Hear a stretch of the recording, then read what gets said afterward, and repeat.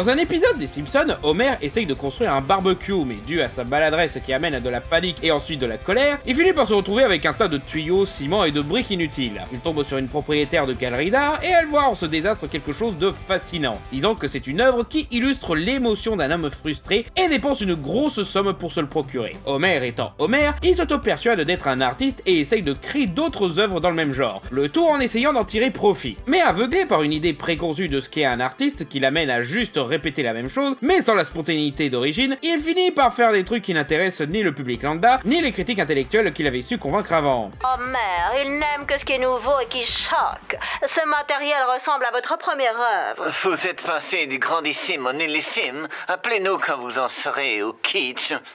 Je me demande pourquoi le sujet d'aujourd'hui me fait penser à cet épisode des Simpsons. Aussi, à la fin, Homer détruit la ville et tout le monde trouve ça ultra profond et intelligent. Je suis sûr que ça n'a aucun rapport avec ce qui se passe actuellement aux États-Unis. Mais avant d'entrer dans le vif du sujet...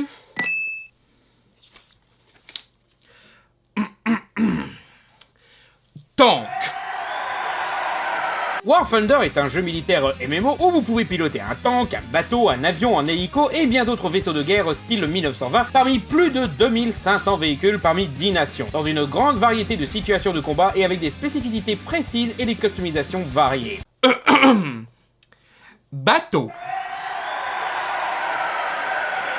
Le jeu est disponible sur téléphone, mais aussi sur PC, PS4, PS5, Xbox One et Xbox Series XS. Et autant il y a un serveur exclusif pour les versions mobiles, mais pour les autres versions, pas du tout. Non, tu peux lancer des missiles via ton PC sur un pote qui essaye de te fuir sur PS5. Le jeu s'adapte juste aux configurations de ton appareil pour prioriser le plaisir de jeu. Vous avez même différents types de gameplay, simulation ou arcade selon si vous voulez du fun pur ou ressentir toute la dureté des conditions de combat. Les graphismes et sound design rendent très bien sur téléphone, mais ils se débrouillent aussi sur d'autres plateformes. Vous avez même une vue en rayon X pour admirer le niveau de détail et dégâts de vos véhicules. Avion. De combat. Généralement, je suis pas fan de jeux militaires, sauf quand ça permet de jouer des avions de combat. J'aime bien le simple fait de voler, foncer sur un ennemi et tenter de le choper, et la sensation marche bien sur téléphone portable en solo. Donc imaginez avec le confort d'une manette en PVP où se retrouvent plus de 70 millions de joueurs. Le jeu est aussi régulièrement mis à jour et a toujours eu un nouveau jouet à tester. Retrouvez les liens dans la description pour tester gratuitement War Thunder sur mobile et profiter des massives bonus packs dans la version PC et console offerts pour tout nouveau joueur ou joueur n'ayant pas joué depuis minimum 6 mois. Merci encore à War Thunder pour le sponsor. Et maintenant, parlons de Joker Folia 2.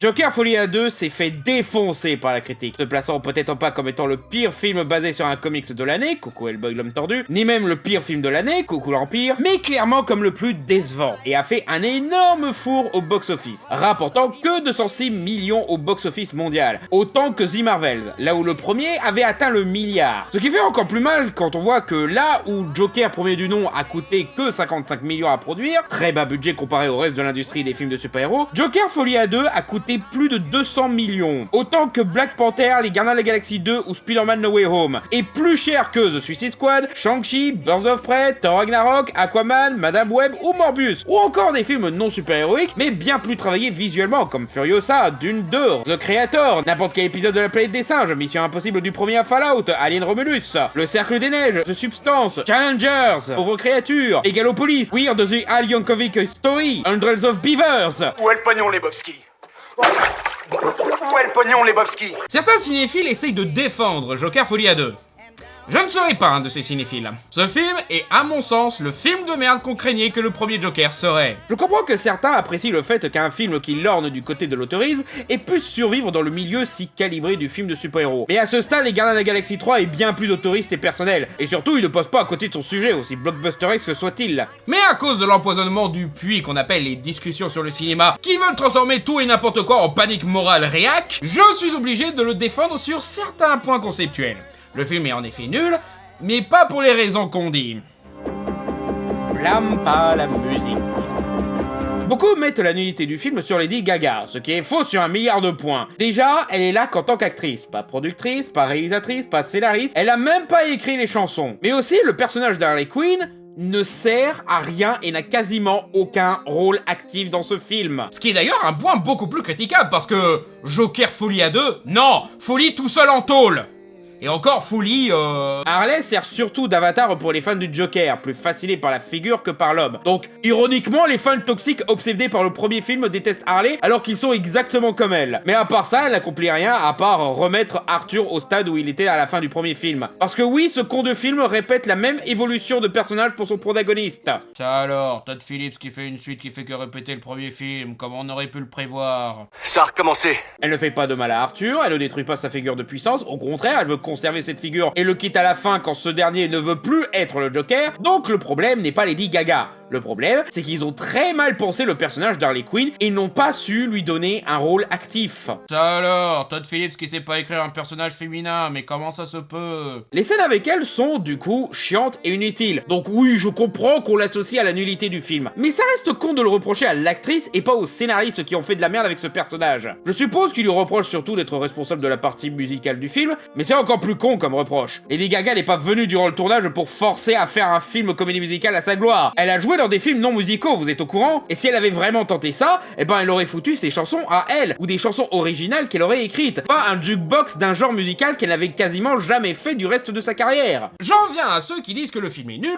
uniquement parce que c'est une comédie musicale. Alors, qu'on n'aime pas que c'est une comédie musicale, c'est pas grave, hein, honnêtement, c'est tant pis, hein. Mais dire que le film est nul juste parce que c'est une comédie musicale, c'est fallacieux et insultant envers tout un genre du cinéma. Mais si vous détestez cet aspect du film, eh ben, blâmez pas Lady Gaga, blâmez Todd Phillips.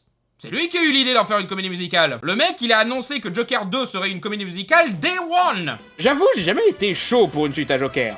Et honnêtement, Todd Phillips non plus, il était pas chaud. Mais l'argument de vente, c'est une comédie musicale maintenant, a attiré mon attention. Déjà parce que, malgré les faux fans qui prétendent le contraire, ça a toujours fait partie du personnage du Joker, d'être un artiste et un showman. Et on a démontré sa passion pour la chanson et la danse, pas seulement dans le premier film Joker, mais aussi dans ses autres adaptations. La série de Bruce Timm, la très mauvaise adaptation de Killing Joke en film d'animation, dans le film de Burton, dans la série Harley Quinn, dans la série des années 60, dans Batman l'Alliance des Héros, dans la série de 2004. Et je compte pas les fois où il le faisait dans les comics parce que...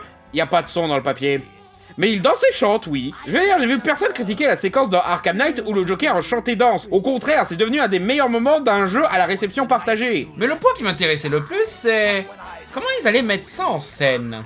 Ceux qui taclent le film sur sa seule nature de comédie musicale critiquent surtout le fait que ça casse le genre de film qu'ils veulent d'un Joker. Un film dark, dramatique et réaliste. La comédie musicale étant souvent fantaisiste et haut en couleur. Et puis il y a comédie dans le nom du genre, hein, un peu l'inverse du drame. Aussi, bon, on va pas se mentir, certains fans, pas très fréquentables, aimaient le film pour son aspect soi-disant Mascus, Sigma, Grinset. Donc faire une suite dans un genre qu'ils considèrent, dans leur tête en tout cas, comme un truc de gonzesse, forcément ça allait les faire chier. Hein. Alors qu'en vrai, un film Joker avec de la comédie musicale fantaisiste, comme expliqué, c'est parfait pour le personnage. Et prendre quelqu'un comme Lady Gaga pour sa Harley Quinn, ça laissait suggérer un minimum de créativité visuelle. Ouais, je vais là, le film aurait été mieux s'ils avaient fait comme le clip de Bad Romance ou de Alejandro. Je veux dire, regardez ces clips et osez me dire que ça ne collerait pas au Joker. C'est quand même mieux que le machin avec Skrillex et Rick Ross là. Oh, regarde comme il est trop gangsta le Joker. Mais ils l'ont pas fait. Ils ont fait une comédie musicale qui se veut aussi réaliste et désenchantée. Ce qui n'est pas forcément inadapté. Steven Spielberg a démontré avec West Side Story que ces deux styles peuvent coexister. C'est quand même un peu romantisé par-ci par-là, mais au pire, t'as d'autres qui arrivent à vendre ce mélange. Emilia Perez, Annette, Sweeney Todd, et surtout Dancer in the Dark, qui est carrément Joker Folie à 2 en pas nul, alternant ultra-réalisme et symbolisme. Même les ratés Ripo l'Opéra Génétique ou Les Misérables, il y a beaucoup à critiquer, mais l'angle aurait pu marcher avec un meilleur réal et de meilleurs interprètes. Et histoire d'avoir un filet de sécurité, Joker Folie à 2 met en place l'idée que la majeure partie des moments musicaux se passent dans l'imaginaire de nos personnages, pas dans la diégèse du film. Méthode qui rappelle celle du catastrophique musique de Sia, mais qui a fait ses preuves dans le Chicago de Rob Marshall. Ah, mais ce ne serait pas un film de Todd Phillips s'il ne démontrait pas qu'il était plus mauvais que le réalisateur de La Petite Sirène ou du Retour de Mary Poppins. Donc oui, même ça il a raté. Oui, je sais, je suis dur avec Todd Phillips. Mais croyez-moi, j'ai mes raisons, vous verrez plus tard. Ouais, autant je défends le concept, autant l'exécution est nulle à chier. Déjà, il a repris la très mauvaise idée de Tom Hooper, faire une comédie musicale où les chansons sont enregistrées durant le tournage, pas durant la post-prod. Ce qui empêche un retravail sonore qui rend les chansons plus tolérables au service d'une obsession de l'hyper-réalisme et du misérabilisme. Car il faut garder Joaquin Phoenix avec une voix malade pour montrer qu'Arthur va pas bien. Oscar, s'il vous plaît. Mais même en termes de mise en scène, Todd Phillips ne fait preuve d'aucune inventivité dans ses moments musicaux, alors que même Musique avait accompli ce minimum syndical. La majeure partie des chansons sont des chants contre chants ultra bateaux qui offrent les pires scènes du film, et les moments se voulant fantaisistes s'arrêtent à des décors désuets sur une scène. Encore une fois, démontrant qu'il est moins bon que le réal de La Petite Sirène, car lui, il faisait des scènes exagérées et visuellement intéressantes. Il profitait du format cinéma pour des compositions de plans sympas, etc. Là, c'est filmé avec la même caméra tremblotante et très proche, et le jeu de lumière au contre-jour, accentuant l'obscurité qu'on voit dans le reste de la saga Joker. Le meilleur moment musical du film, c'est There's Always a Joker, et ça s'arrête à changer la lumière et couleur d'une scène préexistante, et Joaquin Phoenix qui tabasse des gens et danse, parfois avec Harley. Mais le pire, c'est que les scènes musicales ne servent à rien. Elles font que répéter ce qui se passe déjà dans la réalité. For Once in My Life et Bewitched, en plus d'être mal chantés par un Joaquin Phoenix qui reste dans son interprétation misérabiliste du personnage, sont non seulement filmés de façon plate, mais en plus ne rajoutent rien à l'intrigue et communiquent comme seule info un truc qu'on savait déjà, qu'il est content qu'il va pécho. But a fool can have her charms.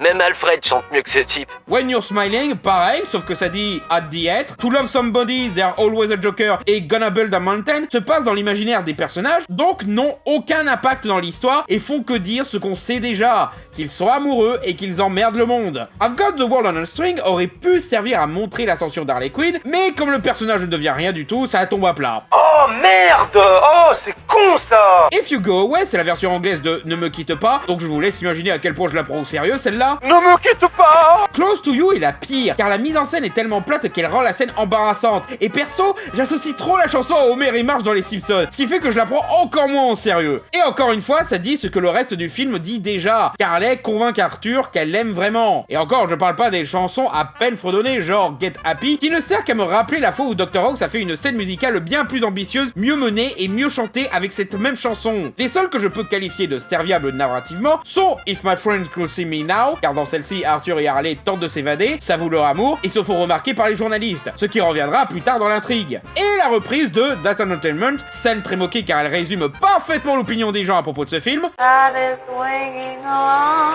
plutôt.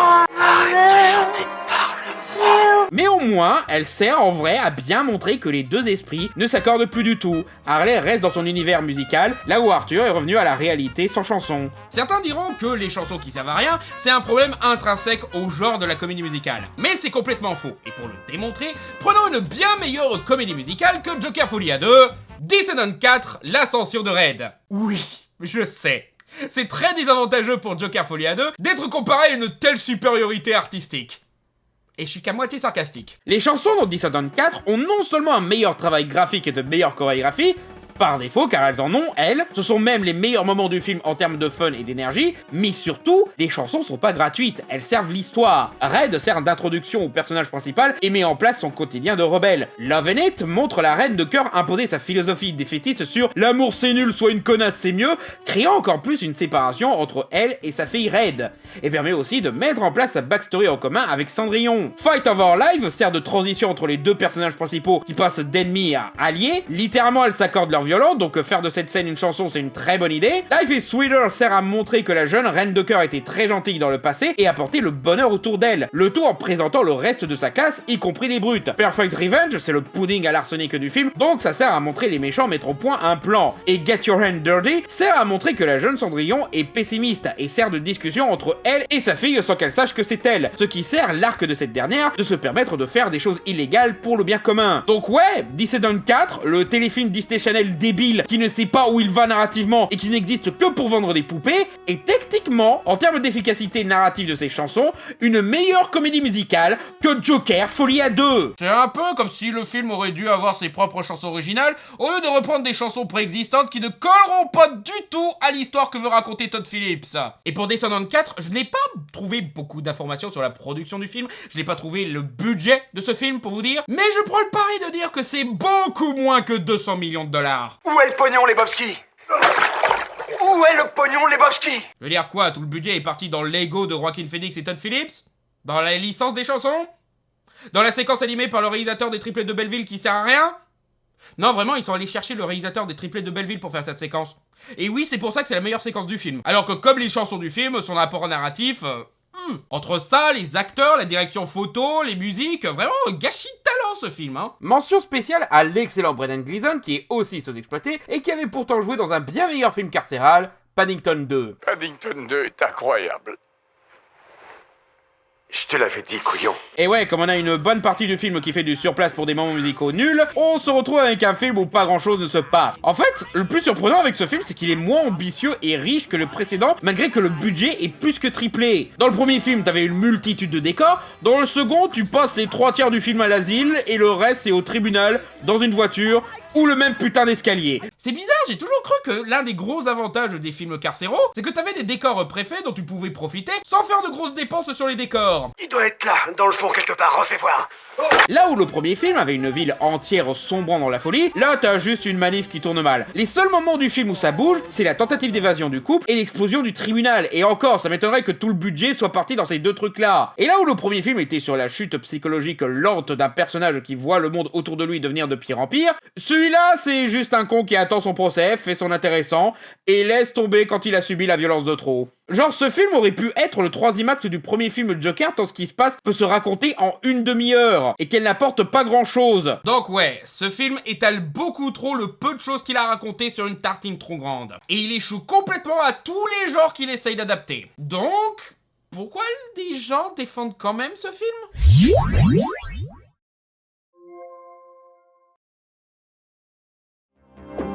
Rébellion ou chaos stupide? Ouais, croyez-le ou non, mais des gens défendent Joker Folie à 2. Et on ne parle pas de n'importe qui. Francis Ford Coppola l'admire pour son renouvellement constant qui surprend les spectateurs. Ouais, c'est fou comme il a surpris tout le monde avec Very Bad Trip 2. Merci de ton avis, réalisateur de Jack. John Waters le considère comme un accomplissement cinématographique total. Quoi, au passé de Pink Flamingos à Alvin et les Chipmunks à fond la caisse, ça a complètement cassé tous ses repères à ce pauvre gars. Quant à Tarantino, qui félicite Todd Phillips pour envoyer chier les attentes des spectateurs, et même dire qu'il est vraiment le Joker. Ah oui ? Todd Phillips c'est le Joker ? Donc t'es en train de confirmer que c'est un comique de merde qui fait chier tout le monde et qui préfère tuer des gens plutôt que d'accepter la moindre critique, qui provoque accidentellement une insurrection parce que des crétins pensent qu'il est du même bord politique qu'eux, pour finir à l'hôpital psychiatrique où il finit dépucelé par une fan, fait le malin dans les médias, mais se fait briser par des tortionnaires et se fait tuer par un imitateur bien plus talentueux que lui ? Alors je vais pas te contredire là-dessus, Quentin, mais tu penses vraiment que c'est un bon profil pour Todd Phillips ? Bon, ok. Je troll, je fais des facéties là. En vrai, je vois d'où vient leur point de vue. Oui, même celui de Waters. C'est difficile, mais je le vois. Je vais finir sur celui avec lequel je suis le plus d'accord, Hideo Kojima, qui a clairement apprécié la nuance dans ses personnages qui sont ni bons ni mauvais, clairement un truc qui l'intéresse au vu de ses créations, et qui explique que dans quelques années, le film aura sûrement une réhabilitation pour son aspect unique. Probablement vrai. Après tout, on a eu une réhabilitation des suites de Matrix, de Speed Racer. Certains trouvent même des qualités à la prélogie Star Wars. Personnellement, j'attends toujours la réhabilitation du Hulk d'Angly qui était beaucoup plus honnête et beaucoup plus expérimental que Joker Folie à 2. Mais ouais, clairement, beaucoup de cinéphiles, et même d'artistes reconnus désillusionnés par le système hollywoodien et les films de super-héros, aiment plus ce que le film représente que le film lui-même, à savoir un doigt d'honneur à ceux qui attendaient quelque chose de spécifique, à l'industrie, et surtout à ce que les gens disent que le film Joker est censé être. Je suis partisan de donner aux spectateurs ce dont ils ont besoin, pas ce qu'ils veulent. Donc je comprends totalement l'attrait de l'approche de Todd Phillips. En soi, je comprends que ce soit galvanisant un film qui envoie chier tout ça, mais c'est un exercice qui a déjà été fait en bien mieux, offrant de super films dont la mise en scène et le script sont à la hauteur du message et de l'ambition. On a The Substance qui dénonce l'objectification de la femme et ceux qui dirigent l'industrie, Matrix Résurrection qui ne détruit pas ce que la saga a construit contrairement à ce que disent certains, mais montre le cœur de la licence contre ceux qui y voyaient que la forme superficielle. Showgirl qui crache à la gueule de l'industrie hollywoodienne tout en secouant les spectateurs pour leur dire « Regardez la merde qu'on vous dit d'aimer !» Même Across the Spider-Verse ou les derniers Jedi envoient chier les codes liberticides et archétypes des traditions propres à leurs licences respectives pour créer quelque chose de nouveau et offrir une nouvelle voie à leurs protagonistes. Joker Folie à 2 ne défie pas vraiment d'attente. Je vais même dire, Joker Folie à 2, c'est la réponse la plus chiante possible sur qu'est-ce que ça donnerait une suite à Joker. À savoir la même chose, avec beaucoup moins d'ambition, sans les commentaires sociaux et thèmes profonds, et où le personnage principal perd tout son intérêt en détruisant complètement son parcours jusque-là. Attends, Je parle de Joker Folie à 2 ou je parle de Star Wars 9 là? Ironiquement, les gens qui kiffent Joker Folie à 2 tombent dans le même piège que ces personnages. Voir et admirer l'acte de rébellion, mais ignorer l'homme sans plan qui est sous le maquillage. Je comprends que beaucoup attendaient que dans la suite de Joker, le personnage principal fasse des trucs de Joker. C'était l'origin story, maintenant place au vrai bonhomme qui fait des crimes, devient un puissant boss mafieux de Gotham, ascension, chute, Tony Montana, ce genre de choses quoi. Qu'il devienne le Joker qu'on connaît dans les films, jeux vidéo, séries et comics. Et certes, Joker Folie à 2 a défié cette attente pour à la place ne rien faire, justifiant que son personnage a toujours été médiocre et qu'il n'a jamais été ce Joker que les gens attendaient. Donc, il abandonne tout ce qu'il racontait. C'est pas vraiment une position rebelle, mais plus lui qui avoue « J'ai rien à raconter, arrêtez de me demander ». Qu'il soit différent, c'est bien. Qu'il soit rien, c'est nul. En vrai, je peux même pas dire que le film est le « allez tous vous faire foutre » qu'une grande partie du public trouve gênant et qui plaît tant à des gens comme Tarantino et Coppola. Je vais même dire, en voyant ce film, je peux pas empêcher de voir un projet calculé. Notamment faire plaisir aux fans de DC Comics en foutant du fanservice comme la très populaire Harley Quinn, foutre Harvey Dent dans la partie procès quitte à lui donner une personnalité de feuille blanche, et même finir sur son personnage qui se retrouve à moitié défiguré. Oh shit, is that Two-Face? Yeah, sorry, I was in a hurry. C'en est à un pot où je m'attendais à ce que le personnage de Ken Lang, là, se révèle être Hugo Strange. Au stade où on en était, ils auraient pu, hein. Même faire tuer Arthur et le faire remplacer par un autre Joker qui essaye d'être celui de Heath Ledger en se taillant dans la bouche, c'est clairement fait pour protéger le saint canon de Batman et corriger la fausse erreur du premier film, d'avoir un Joker beaucoup plus vieux que Batman. Donc ouais, ce con de film nous refait le coup de Jimmy Olsen dans Smallville. Cette version de Jimmy sait trop de choses à propos de Superman pour un truc qui est censé être un préquel, donc on le tue et on révèle que ce n'est pas le vrai Jimmy Olsen. Et pour rappel, ils avaient déjà fait ça au Joker dans Gotham. Donc ouais mon gars, ta décision artistique ultra osée, tu l'as piqué à Smallville et Gotham. Je me demande s'il a pas eu l'idée en voyant ce fanart de Echiki où un très jeune et balafré Joker version Heath Ledger admire le Joker de Joaquin Phoenix. Et ouais, j'en viens au fanservice envers les films de Christopher Nolan. Fanservice qui fait chier de Nolan lui-même d'ailleurs. Déjà, le fait que tout le film repose sur le procès du Joker, ce qui était le concept de base pour le troisième film Batman de Nolan, avant que la mort d'Heath Ledger ne l'amène à complètement refaire l'histoire. Mais aussi le fait que le deuxième Joker se taille un sourire au visage comme le Joker d'Heath Ledger. C'est un truc qui devait arriver à la fin du premier film Joker d'ailleurs, qu'Arthur se taille le sourire durant le final. Chose qui ne s'est pas faite, car Nolan était opposé à toute forme d'exploitation de son Joker, par respect pour l'héritage d'Heath Ledger. Mais pour la suite, Nolan ne bossait plus chez Warner, faisant un bien meilleur film de procès avec Oppenheimer, donc la bande à Philippe se sont permis de ce fanservice qui ne rend service à personne. C'était quoi déjà tout l'intérêt des cicatrices du Joker dans Dark Knight? Ah oui, c'était le fait qu'on saurait jamais comment il les a eues parce qu'il arrête pas de changer de version. Ouais, bravo d'envoyer chier tout l'intérêt de cette idée, hein. Mais hey, il a bien détruit l'ambiguïté du sort de Zazie Beetz de son premier film qui laissait le doute sur si Joker l'a tué ou pas. L'ambiguïté à laisser les spectateurs imaginer, c'est pour les faibles, hein. Et puis ce côté fanservice envers DC Comics et leurs films, eh ben ça sonne un petit peu bizarre quand de l'autre côté, ce con de Todd Phillips dit en interview « on a glissé un vrai film dans le circuit des films de comic book !»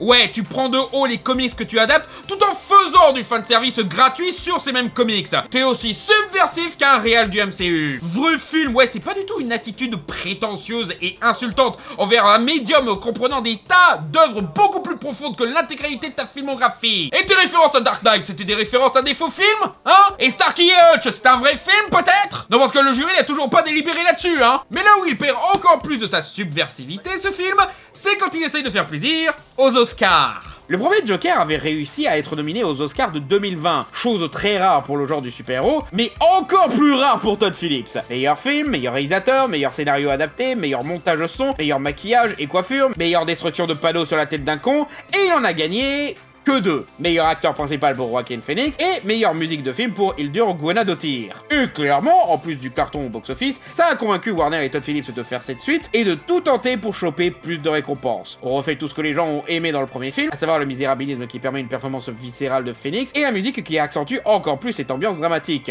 Mais on rajoute aussi d'autres trucs que les gens des Oscars aiment bien. Ils aiment bien les films carcéraux comme Les Évadés, ils aiment bien les films de procès comme Philadelphia, pas la série comique, le drame avec Tom Hanks, et ils aiment bien les comédies musicales comme La La Land et Les Misérables. Et pour ça, on va prendre Lady Gaga, car les Oscars avaient adoré A Star Is Born. Parce que c'est comme ça que Todd Phillips marche depuis toujours. Il prend les éléments d'un petit peu partout de sa culture cinématographique en pensant que c'est ce que les spectateurs veulent voir. Faisons une parodie de séries télé cultes comme Dragnet, faisons une comédie vulgose comme les films du Frat Pack, faisons un film combinant un max de films de Martin Scorsese, faisons American Pie Empire. Alors, reprendre sans trop dévier des concepts préexistants, c'est pas un mal et peut parfois suffire à faire un bon film. Ça a bien réussi pour le premier Joker. Mais le problème, c'est qu'il ne réfléchit réfléchit pas à comment utiliser ces éléments de façon pertinente. Il se contente de faire ce que les autres font. C'est pour ça que je pense que le premier film Joker était un peu un accident, comme Merlin qui a créé une potion d'invincibilité quand il devait faire une potion contre les furoncles. Et c'est encore plus évident quand on le voit commenter sur le propos de son propre film. Vraiment, le mec, il est miraculeux tant il loupe toujours son propos. Car après avoir tenté de faire un film ouin ouin le politiquement correct a tué l'humour, qui finalement raconte comment l'humour et l'humiliation peut détruire un homme, il a tenté de faire cette fois un film qui crache sur les incels et masculinistes qui valorisent le Joker, mais qui au final n'attaque jamais vraiment les fanatiques du Joker. On a que les fans qui le libèrent 10 minutes avant la fin du film,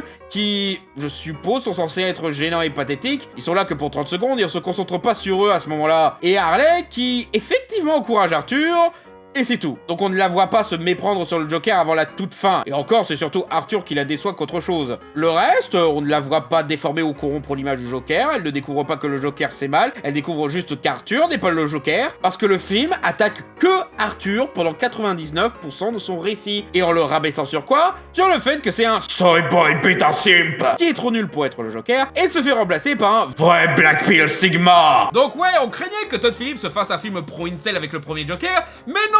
C'est avec le deuxième Joker qui fait un film pro-incel. Et ce, alors qu'il voulait faire un film anti-incel, quoi. Mais genre, waouh! Dans ce film, Arthur n'est pas rabaissé parce que c'est un tueur psychopathe qui incite à la haine et l'insurrection violente. Non, il est nul car c'est une personne médiocre. Ni drôle, ni forte, ni intelligente, qui a perdu son aura d'homme fort dès qu'il commence à avoir des sentiments amoureux, des doutes et des remises en question de la part de son entourage, comme son avocate, sa mère, son ancien collègue, sa voisine. Et tout ça, c'est avant qu'il se fasse par un autre homme qui aimait bien le mettre dans des situations gays. Y a les gardiens qui disent que tu veux m'apprendre à embrasser, et que Joker embrasse comme un dieu. Parce que ouais, l'événement qui lui fait comprendre qu'il n'est définitivement pas le super vilain super fort qu'il pensait être, c'est subir une AS en prison. Allez, foutez-le à poil. Merci réalisateur de Very Bad Trip, c'était pas du tout de mauvais goût de ta part. Arthur est mort, mais le Joker survit à travers son tueur, qui devient LE Joker. Le vrai, le meilleur, le plus cool et charismatique. Au final, la seule chose qui a permis à Arthur d'être le Joker, c'est d'avoir un flingue. Le film envoie complètement chier toutes les critiques sociétales anti-riches et anti-abandon des personnes en détresse psychologique qui ont résonné avec beaucoup de gens qui ont aimé le premier film pour finalement résumer le problème du Joker à « il est con ».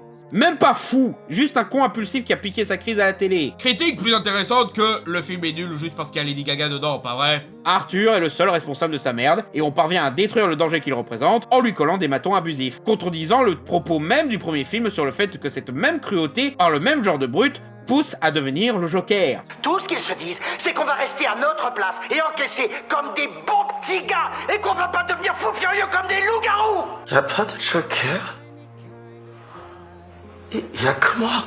Tout un film a critiqué la cruauté des médias, l'indifférence des riches, le renoncement de la santé publique négligé et sous-financé, pour ensuite enchaîner avec un film qui ne dit rien sur l'épouvantable système pénitentiaire américain. Alors que, c'est ça qu'il fallait piquer aux évadés, les gars, pas la scène d'AS. Ça donne vraiment cette impression que le premier film ne s'intéressait pas tant que ça à ces sujets, voire pire, qu'il pensait le contraire de ce qu'il dénonçait involontairement. La licence Batman est parfois critiquée pour son côté droitard, et disons-le, ça ne sort pas de nulle part, hein. Le personnage fait parfois de la justice réhabilitative, mais plus souvent de la justice punitive. Mais qu'importe l'opinion ou l'orientation politique, j'espère que même les ultra pro-justice punitifs n'approuvent pas le propos volontaire ou non de ce film sur « la criminalité va se régler en blanc des prisonniers ». Je suis pas du tout fan des blagues sur le mais je pense que ça résume assez bien le ratage du film, de voir que tout ce que les gens tirent de ce passage, c'est des blagues à base de Batman aurait pu vaincre le Joker en faisant ça. I'm gonna shove these fucking games off your ass. Ouais, ça a été retweeté pas mal de fois. C'est dire à quel point les gens prennent au sérieux le pathos artificiel de ce film de merde. Et ouais, faire d'Harley Quinn une manipulatrice qui gratte la célébrité du Joker et qui le largue quand il n'est plus un homme alpha, ça n'aide pas. Le seul plaisir que je tire dans l'existence de Joker Folie à 2, c'est que ce film confirme ce que je pensais déjà. Que le premier film Joker était un accident, pas une preuve de maîtrise de la part de son réalisateur. Ou du moins que les qualités de son film venaient plus de l'équipe qu'il avait à ce moment-là, genre les acteurs, la direction photo, la musique, la productrice aussi, hein, elle est loin d'être nulle, hein, c'est celle qui s'occupe des films de Martin Scorsese, hein. Et croyez-le ou non, mais sur ce coup, j'aurais bien voulu avoir tort. J'aurais voulu que, entre ma vidéo et celle de Bolshevik, ce soit celle de Bolshevik qui ait eu raison. J'aurais voulu que Joker Folie à 2 soit un excellent film, permettant à Todd Phillips d'enfin se renouveler et devenir le vrai bon réalisateur qu'il espère être. Parce qu'en vrai, j'aime bien avoir tort dans mes opinions pessimistes. Mais ce film n'a fait que confirmer mon pessimisme.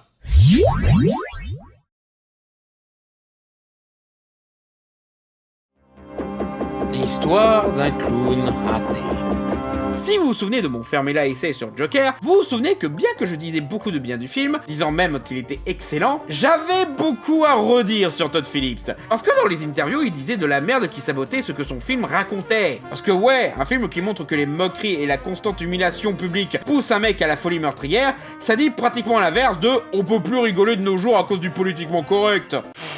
Mec, quand ton film est sorti, Philadelphia était à sa 14e saison. Et ce, sans la moindre polémique sur son humour, et au moment où je fais cette vidéo, cette série est toujours en cours. South Park a eu des polémiques sur son humour et ses propos parfois douteux, mais eux aussi maintiennent leur popularité et continuent toujours après ton film qui montre qu'on peut plus rigoler à cause du politiquement correct. Hey, ton film a perdu l'Oscar du meilleur scénario original face à un film où un gamin a Adolf Hitler comme ami imaginaire. Va te faire voir,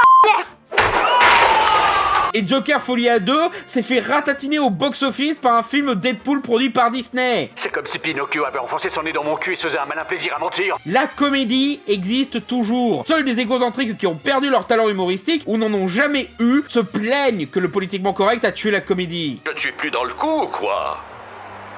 Non, ce sont les enfants qui ont tort. En fait, je me demande si Phillips n'était pas frustré par le fait que son film censé déclarer l'heure de la mort de l'époque où on pouvait rire avait inspiré beaucoup de comédiens professionnels ou d'internet de faire des parodies de son film. Le tout en étant plus drôle que tous ces films réunis dans le procédé, que ce soit l'épisode de South Park sur le Joker mexicain ou les différentes parodies de la scène où Joker tue De Niro, qui sont drôles avec des idées toutes connes à base de « Et si on remplace les personnages par Dingo et Winnie ?» You think killing those guys is funny? I do. And I'm tired of pretending it's not. Parce qu'évidemment que l'humour n'est pas mort. Si tout le monde se plaint de l'humour des films de Todd Phillips, c'est pas parce que la comédie est morte, c'est parce que Todd Phillips est nul à chier en comédie. L'humour de ces films comme Very Bad Trip, c'est un humour dégueu qui cherche à choquer pour faire oublier qu'il ne dit rien de drôle. C'est un style d'humour mieux utilisé dans les 21 Jump Street, Supergrave ou encore Philadelphia, car là, l'humour est dosé, réfléchi, contrôlé malgré l'improvisation, et surtout, il bénéficie d'un bon sens du timing. Phillips n'a que l'irrévérencieux, donc quand cet humour est devenu tellement banal que même un film Marvel et un dessin animé Scooby-Doo fait le même genre d'humour, c'est plus si irrévérencieux que ça, et tout ce qui reste, c'est la maîtrise comique. Ce que Todd Phillips n'a jamais vraiment eu. Pour les besoins de cette vidéo, je me suis revu tous les films de Todd Phillips. Tous! Et c'était très nul. Son meilleur film qui n'est pas Joker, c'était War Dogs. Et encore, celui-là, c'est juste le loup de Wall Street, mais en chiant. Il aime beaucoup pomper Martin Scorsese, quand même, hein. Il pouvait pas pomper Shutter Island dans son film qui se passe entièrement à Arkham Asylum. Ouais, on reproche à ces films d'être homophobes, racistes et sexistes, parce qu'ils le sont. Surtout Road Trip, qui est Very Bad Trip, si les connards sexistes ne subissaient aucune conséquence de leur merdier. Si personne de sérieux ne le reproche à, par exemple, Philadelphia, c'est parce que la série, elle, se moque de l'homophobie, racisme et sexisme de ses personnages. C'est tout aussi dégueu et choquant comme humour, mais parce que la série sait viser qui est la cible de la blague, ça gêne personne. Là où Todd Phillips se tire n'importe comment et fait de l'homophobie, racisme et sexisme de ses personnages un trait de personnalité attachant, et leurs mésaventures les confortent dans leurs préjudices. Alors, j'irai pas jusqu'à dire que Todd Phillips est raciste, sexiste ou homophobe. Mais après avoir vu Joker Folia 2, revoir Very Bad Trip, c'est particulier. Surtout quand tu vois qu'il adore faire des blagues sur les flics qui abusent de la violence sur nos héros principaux et qu'il les humilie sur le fait qu'ils sont rabaissés par leurs femmes, voire victimes de viol.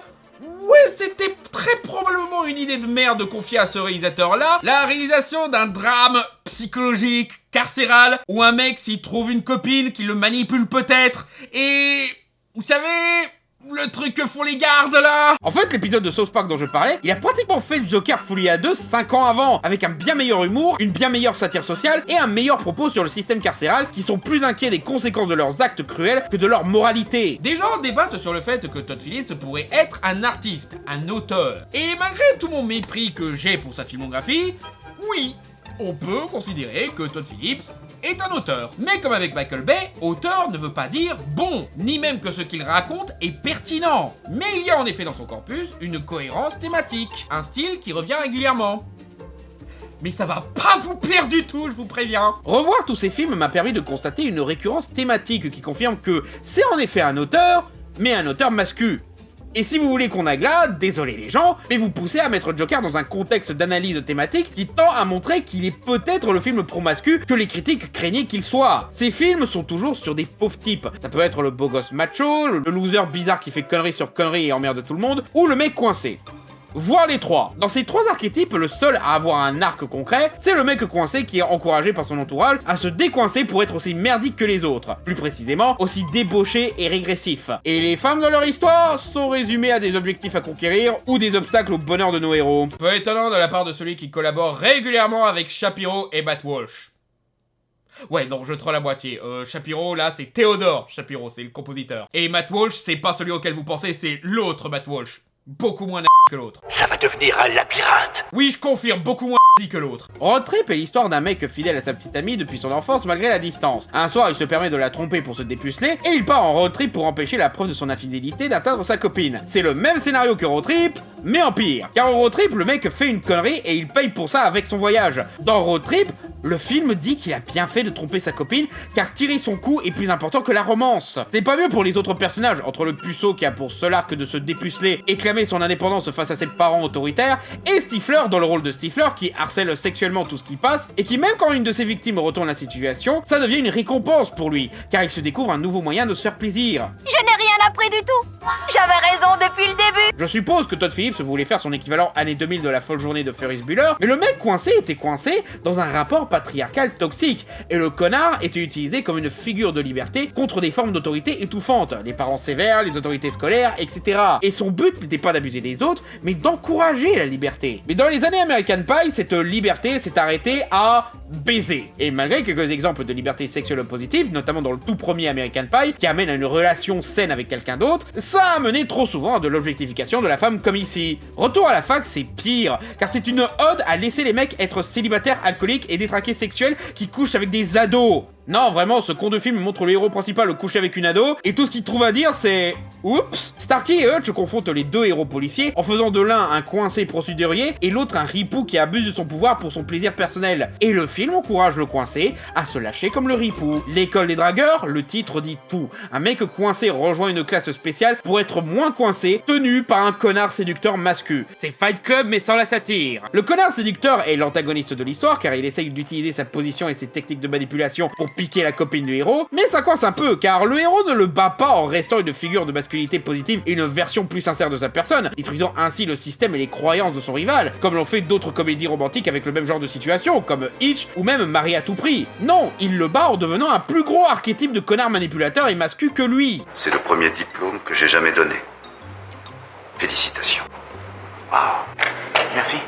Terry Battrip, on pourrait croire que les mascus et crétins sont ici punis par les événements du film, mais en vrai, les conséquences sont que temporaires, et en restant les grosses merdes qu'ils sont, ils arrivent à se sortir de leur situation sans subir des conséquences. Le mariage a toujours lieu sans encombre à la fin. Phil est toujours apprécié par son entourage. Alan est toujours toléré alors qu'il reste un désastre humain. Et Doug lui divorce, mais parce que l'aventure lui a donné le courage de ne plus se laisser faire par sa femme infidèle. Et clairement, ils n'apprennent jamais la leçon, car dans le 2, ils refont la même connerie, et le 3 glorifie même la bêtise d'Alan et finit sur une fin ouverte où on voit que ça ne s'arrête toujours pas. Je n'ai rien appris du tout. Date limite, ça aurait pu être un drame en vrai, car c'est vraiment juste l'histoire d'un mec normal qui voulait juste prendre l'avion pour être là durant l'accouchement de sa femme. Mais le sort lui impose Ethan, rien à voir avec cet autre personnage aussi joué par Zach Galifianakis, et le pauvre Robert Downey Jr. doit tolérer ce mec et même l'accepter dans son cercle d'amis pour pouvoir accomplir cette action simple. Il passe pour un terroriste à cause de lui, merde. Même quand il devient plus sérieux, War Dogs, que j'ai décrit comme un loup de Wall Street mais en chiant, peut être aussi décrit comme un Lord of War où le marchand d'armes a une fin heureuse. Marchander des armes permet au mec de nourrir sa famille et s'offrir une belle maison. Sa femme l'engueule un moment pour avoir menti, mais c'est tout. Elle accepte très facilement de profiter d'un truc illégal. Et le mec n'est jamais aveuglé par son succès. Donc c'est Skyler White en raté, la dame. Et à la fin, le héros se fait arrêter, mais il finit quand même par retourner dans ce business. Le tout en regardant sa famille et sa maison, hein. Parce que le film arrête le problème du mec à « mon associé était trop égoïste, je le vire et tout va mieux ». Je n'ai rien appris du tout.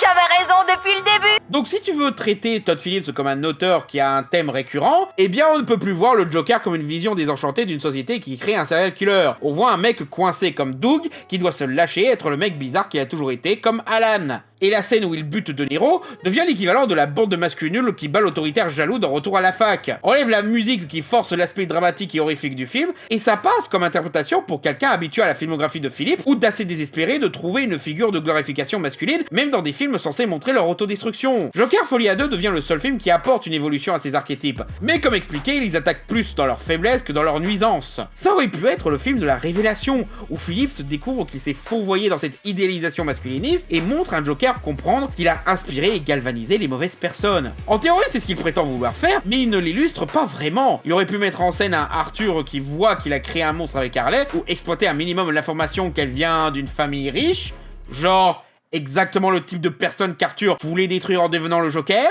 Sérieux, le film ne profite jamais de l'ironie de cette situation. Allô? Allô? Y'a personne au bout du fil? Pire opportunité manquée de la part de ce film.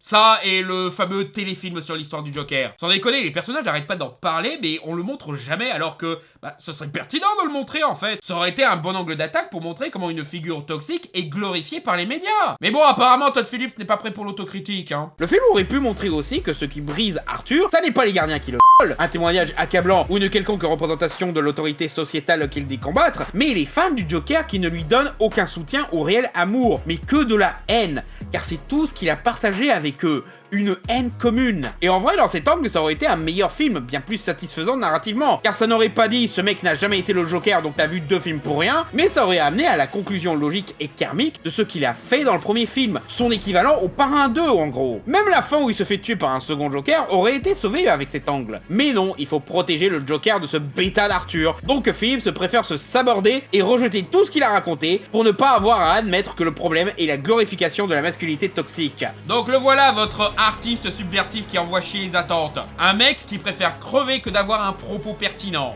Que des gens aiment le film, tant mieux pour vous. S'il y a des choses qui vous fascinent ou qui vous parlent, je suis personne pour vous dire que vous avez tort d'avoir une sensibilité. Mais si vous voulez voir un bien meilleur film avec Joaquin Phoenix sur la destruction d'un homme rabaissé par une société cruelle, regardez Boys Afraid. Si vous voulez voir une comédie musicale qui fait aussi film carcéral et procédural, regardez Chicago. Et si vous voulez voir un film qui réutilise de façon pertinente une icône de la pop culture, qui envoie chier toutes les institutions au service d'une vision artistique unique, honnête et importante pour notre société d'aujourd'hui, regardez The People Joker. C'est un film indépendant très bas budget mais graphiquement fou, qui reprend les personnages de Batman pour raconter l'histoire d'une femme transgenre comique qui essaye d'exister dans un monde qui rejette son identité, son individualité et son droit de s'exprimer. Et à l'heure actuelle où la transphobie est de plus en plus puissante et où DC détruit un film avec une femme trans en rôle secondaire, voir ce film est limite vital et représente un bien meilleur acte de rébellion que Joker Folie à deux ou même le premier Joker. Ça a coûté rien du tout à produire et c'est plus ambitieux visuellement que tout ce qu'a fait Todd Phillips. Genre avec le budget de Joker Folie à deux, t'aurais pu en faire 20 000 des People Joker. Même la réutilisation volontairement déviante des figures de Batman est pertinente. Genre faire du Joker une femme trans qui essaye d'être comique dans un monde qui empêche de moquer les puissants. Ou Ra's al Ghul qui est un vieux comique noir qui sert de maître à notre héroïne principale. Ou encore Jason Todd qui est un mec trans, anciennement Kerry Kelly, qui fut groomé par Batman et devint le Joker version Jared Leto.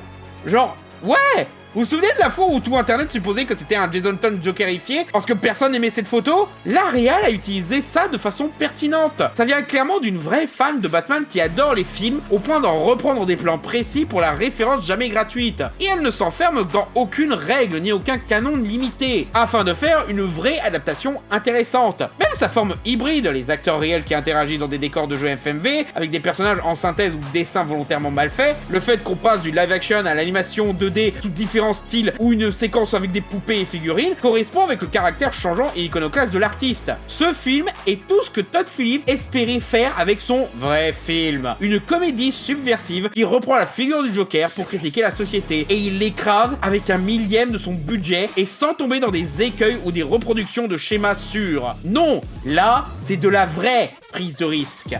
Donc vraiment, pour les fêtes de Noël, faites-vous un vrai cadeau et allez voir... Qu'est-ce que ça peut bien être?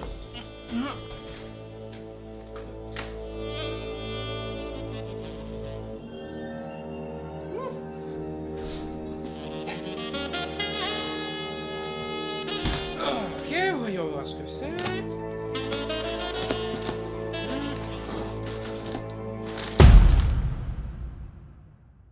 Ouais, mais t'es pas Morgan Freeman? Wade?